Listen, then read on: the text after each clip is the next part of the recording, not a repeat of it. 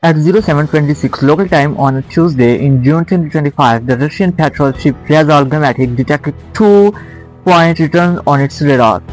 They were small, sluggish, and closing from the west across the dark expanse of the Caspian Sea.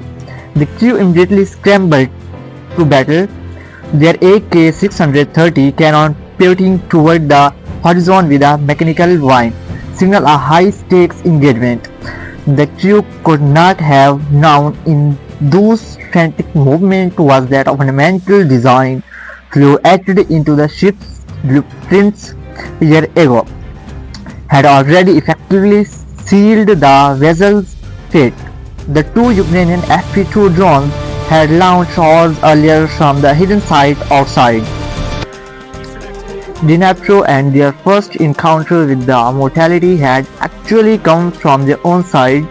A Ukrainian Buk M1 surface-to-air missile battery had acquired the drones much earlier that morning. To the radar operation, these low-flying contacts matched the exact profile of the suicide drones they had been hunting all week. The fire control officer's hand over the launch trigger's eyes locked, the flickering green returns on his display. Only a few heartbeats remained until weapons release.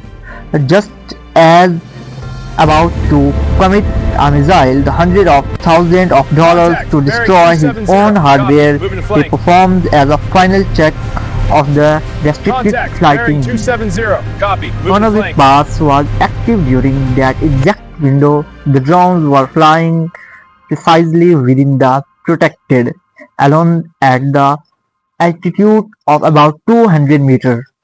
His hand came off the firing authorization so fast he nearly dislodged his headset.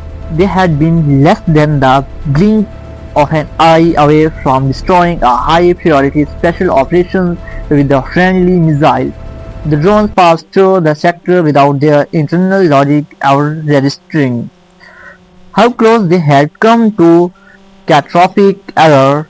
Ahead lay 300 kilometers of contested airspace where every operator on the ground was actually aiming to kill. Drones passed into the occupied territory shortly after dropping their altitude to less than height of a standard sail toward as the frozen landscape of the Donbass scrolled beneath them.